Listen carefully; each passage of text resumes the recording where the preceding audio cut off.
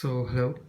So there are some new developments in nano-physics department. So there are some new research happened in Technical Institute of Munich, and one of the professor have been highlighted here, and his work is published in this magazine.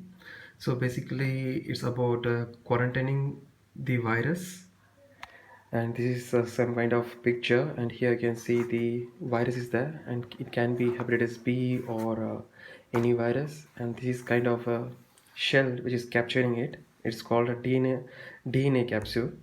So let's see what does it say, and how they created it, and what are the scope of this research work.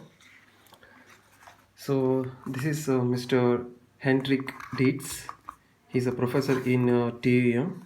He was born in 77, did his studies in physics in LME Munich, then went to Harvard University Medicals, and he did research work in DNA origami to create structures, three-dimensional structures in DNA. And from there, he has been working in TUM as a professor, and he received many awards, grants from German government, and he is one of the reason for this new development. As you can see from the picture, he's holding the origami, DNA origami. So Mr. Hendrik has, due to this corona crisis, has developed a new technology of DNA origami. This DNA origami is basically a very small nanoparticle, nano structure, which can basically entrap any given virus or bacteria. So basically, this structure is made up of a DNA, and this DNA has protein content also. And till now, they have tested this technology with hepatitis B inactivated virus, and he says that Miss Professor Urlik Potzo, she is a virologist and the director of the Institute of Virology at TUM and Helmholtz Center in Munich. She is the supporting professor who helped him to invest in this project. She gave the hepatitis B virus, inactivated virus, for the test of this method.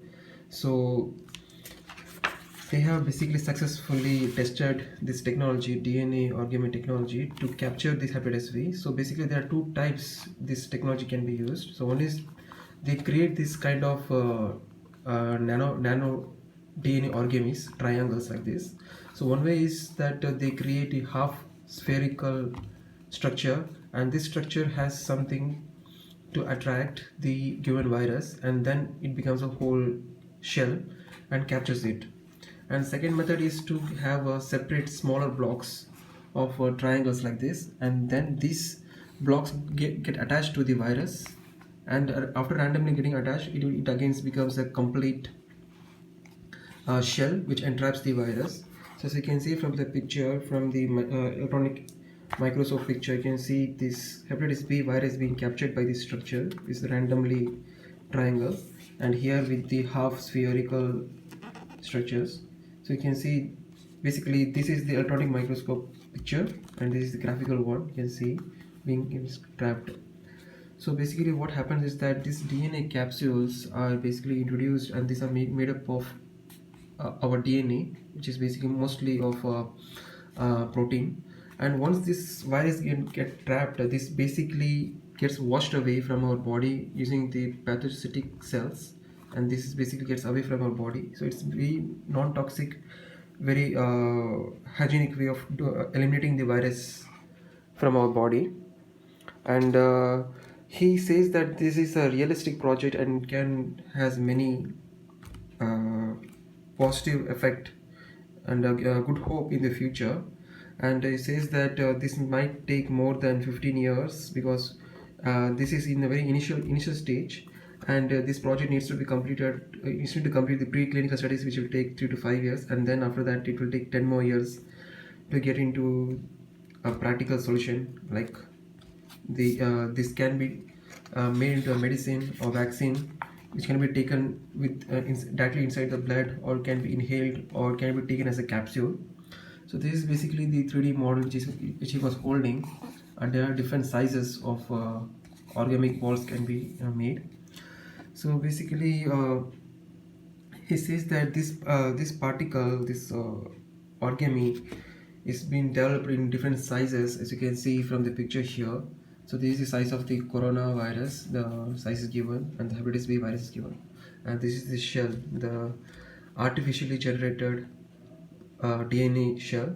You can see the shell size is something like this. This is designed in different sizes to capture the different virus. So they are trying to use this method as a universal way to eliminate any infectious virus or bacteria. So we see in future, if any new variant of any virus comes, so this shell will be there to capture this virus and just eliminate it from our body, so such that this virus won't react with our blood cells and produce bad effects on us.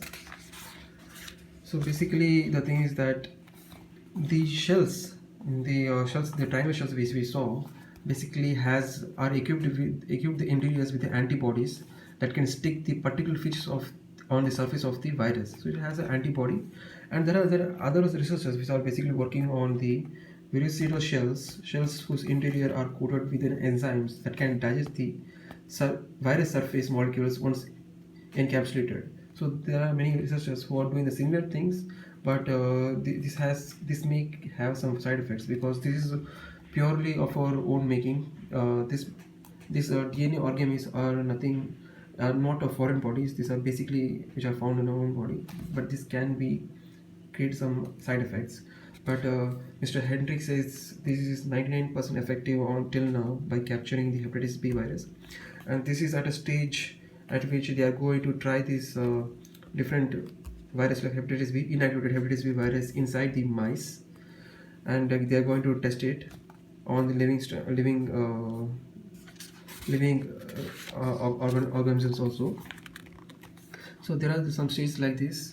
So initially we found the virus, then this origami was found, and then we were able to successfully capture the virus, and then this process goes for the preclinical test, which is the mice test, and then one by one it will be tested on the adults, group of some few adults, then group of adults who are infected with the virus, then it go to the children.